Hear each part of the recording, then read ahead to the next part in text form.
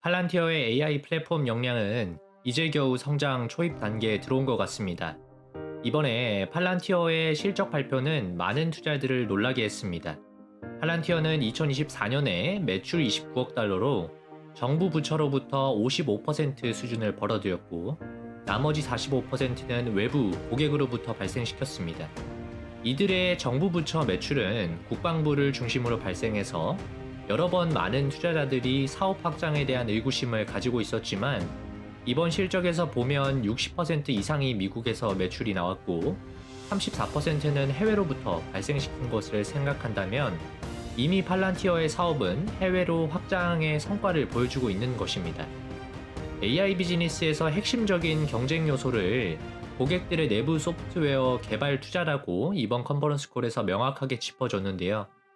많은 고객들은 팔란티어의 AI 플랫폼을 구매하기 전에 자체적인 데이터 플랫폼을 구축하기 위해서 많은 시간과 자금을 쏟아붓는다고 하는데요. 이들과 경쟁하는 데 있어서 중요한 요소들은 지금부터 이야기하는 것들이라고 이야기합니다. 첫 번째, 플랫폼 기능 및 제품 기능성. 두 번째, 데이터 보안 및 개인정보 보호. 세 번째, 채택과 사용 그리고 배포의 용이성과 속도. 네 번째, 제품 혁신. 다섯 번째는 가격 및 비용 구조. 여섯 번째는 고객 경험. 일곱 번째는 브랜드 인지도와 평판이라고 이야기를 합니다. 많은 투자자들은 이런 요소들을 팔란티어가 본격적으로 매출 성장을 만들지 못하고 있을 때, 그리고 많은 고객들을 확보하지 못했을 때는 우려의 시각으로만 바라봤습니다만, 지금은 팔란티어가 이미 미국에서 가장 높은 신뢰와 보안을 중요하게 생각하는 단체인 국방부의 내부 데이터를 대부분 접근하게 된다는 점을 미루어 본다면 많은 다른 잠재 고객들에게 이 부분을 증명해낸 셈입니다. 결국에는 팔란티어에게 있어서는 미국 국방부라는 고객사의 확보는 향후 엄청나게 큰 브랜드 인지도와 확장성을 갖게 하는데 중요한 레퍼런스를 만들어주게 되는데요. 그렇다면 이제 팔란티어의 이번 4분기 실적 발표의 세부적인 내용을 살펴보도록 하겠습니다. 팔란티어는 지난 4분기 18억 달러 규모의 총 계약을 달성했고, 이는 전년과 비교하면 46%나 증가한 수치입니다. 1000만 달러 이상의 계약이 총 32건이나 되고, 한화로는 140억 원짜리 이상의 계약이 무려 30건이나 넘는다는 것은 엄청나게 큰 초도 계약들이 대거 성사되고 있다는 것을 의미를 합니다. 정확하게 어떤 고객사에서 이 정도의 계약이 체결된 것인지는 확인이 어렵지만, 회사의 컨퍼런스 콜을 들어보면 힌트가 꽤 나오는데요.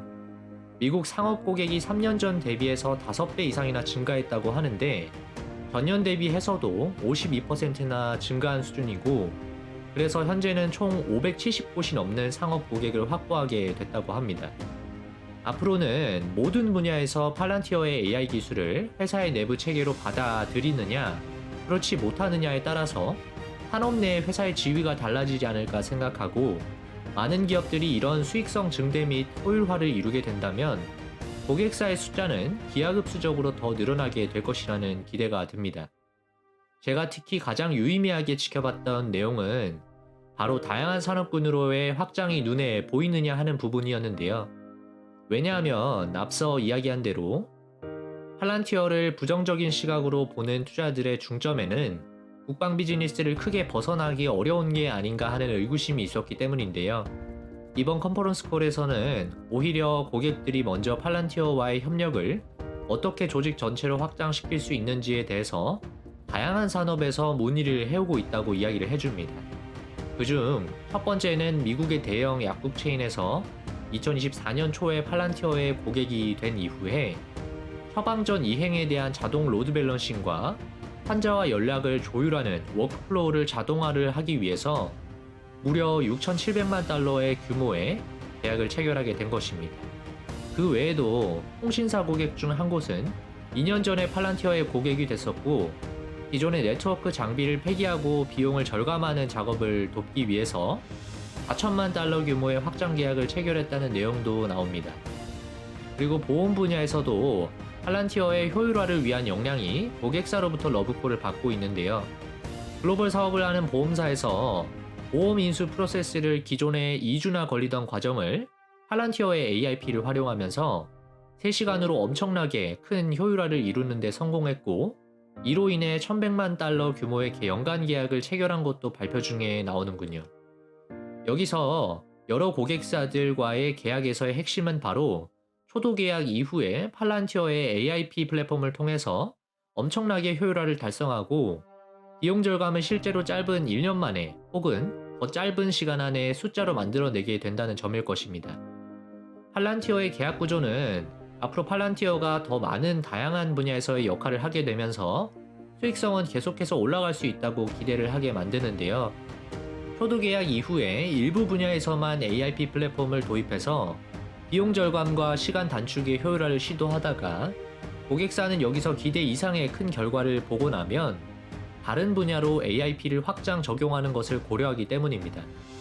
이를테면 제품 제조를 통해서 글로벌로 수출을 하고 있는 기업이 고객사라고 한다면 처음에는 제품의 재고 관리 효율을 높이기 위해서 팔란티어의 AIP 서비스를 도입했다가 결과를 보고 나서는 수출을 하는데 필요한 물류 프로세스 전반에 대해서 그리고 제품 공장의 생산 효율화를 위해서도 팔란티어의 AIP 서비스를 적용하는 것을 고려하게 되는 셈이죠.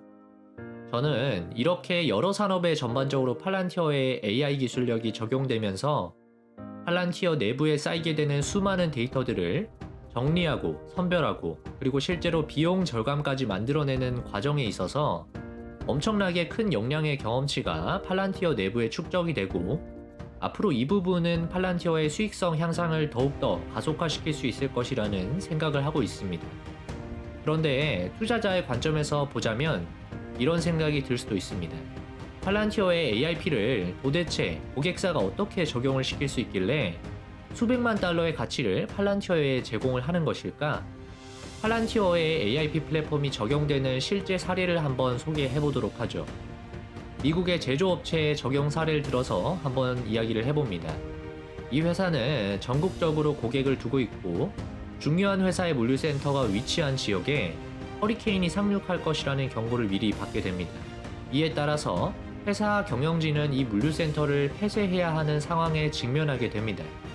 이때 고객에게 배송할 주문을 가속화를 할지 혹은 지연시킬지 취소를 시킬지에 대해서 회사는 고민을 해야 하고 대책을 세워야 하는데요. AIP 터미널에서 회사의 의사결정자는 여러 가지 질문과 그에 대한 신속한 대답으로 의사결정을 할 수 있게 될 겁니다. 허리케인이 우리 지역의 물류센터에 미치는 영향이 얼마나 되나, 그리고 이로 인해서 고객 주문과 수익에 어떤 영향을 끼치는가와 같은 질문이 가능하겠죠. AIP 플랫폼의 핵심 기술을 살펴보면 LLM은 실시간 데이터 피드를 기반으로 구축된 데이터 인프라를 탐색할 수 있습니다. 중요한 점은 회사가 원하는 범위의 데이터까지만 AIP가 활용하도록 제어가 가능하다는 점인데요. 결국 고객 맞춤형 서비스 제공이 고객이 원하는, 그러니까 오픈하는 데이터를 가지고만 제공할 수 있도록 해준다는 것이죠.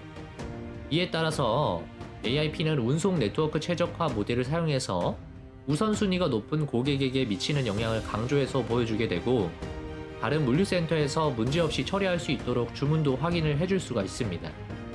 이에 더 나아가서 주문 이행을 위한 추가 운송 수단을 외부로부터 임대하는 방법과 그 영향도에 대해서도 분석을 해줍니다. 이를테면 20대의 트럭 용량 증가에 대한 비용을 제시해주고 이를 통해서 제조, 공급망, 고객 서비스 부서의 승인을 받도록 도와줍니다.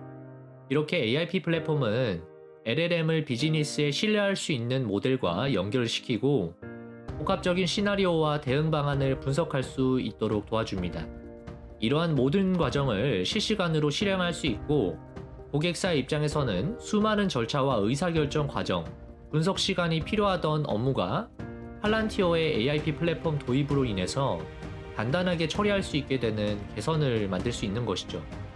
여기까지 팔란티어의 AIP 플랫폼 적용 사례를 보신다면 제가 회사의 경영진이라고 한다면 팔란티어의 서비스를 일단 작은 부분에서부터 도입을 해보고 싶다는 확신이 듭니다.